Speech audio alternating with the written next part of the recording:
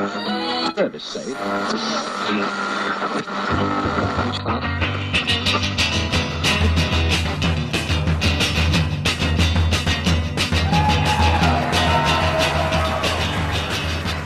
It's Thanksgiving, Buzzkillers.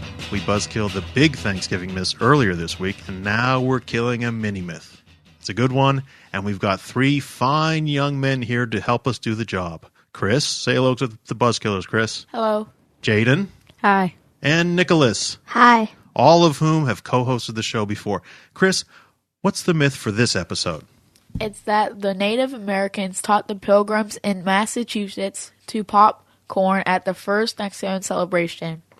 Wow, popcorn's about as American as you can get, Buzzkillers. I certainly hope this fable is true. What's the background to the story, Jaden?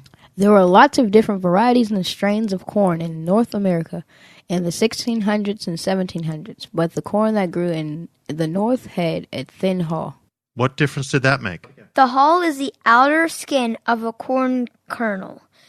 Corn with a thin hull doesn't pop well. When you try to pop it, the hot oils ruin it because the thin hull can't handle the heat. So you're saying the type of corn grown in Massachusetts was not popping corn? Correct. Popping corn grew in Central America and the southwest of North America, and Native Americans there ate popcorn as long as 2,500 years ago. The southwestern corn had a thick hull that could handle the hot oil up to a high temperature. When the thick-hulled kernel reaches that temperature, What happens? it pops. So is that the type of popcorn we have today, the type that we get at the movies? Yes, but it wasn't a native crop in the Northeast. Oh, how did it become so popular in the whole United States, even though it wasn't at the first Thanksgiving? Archaeologists and anthropologists say that it was a popular southwestern Native American food, and gradually it spread to other Native American groups and moved north and east. It got as far north as the Iroquois in the upper Midwest and Northeast. And the settlers got it from them? Yes, in the early 1800s. And it grew in popularity throughout the 19th century because it was a cheap and tasty snack. But where did the myth about the Native Americans and popcorn at the first Thanksgiving come from? As popcorn became more popular, stories about it spread.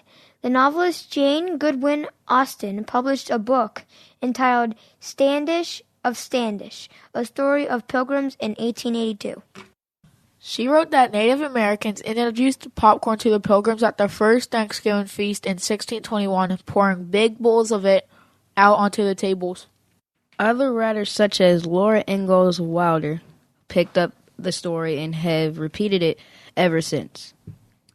Since Native Americans obviously grew a lot of other crops that European settlers adopted, most people never questioned the story. Do people still believe the story? Yes, it continues to appear in magazines and newspapers, but after today, they won't believe it. Thanks, men. You've done a great job buzzkilling this myth, so let's say Happy Thanksgiving to all the Buzzkillers out there and hope they enjoy their popcorn anyway.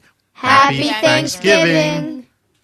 Folks, I'd like to send out a special thanks to the historian Mary Miley Theobald, who told me about this myth, and if you'd like to read more, check out Andrew Smith's Pop Culture, A Social History of Popcorn in America, published in 2001 from the Smithsonian Institute.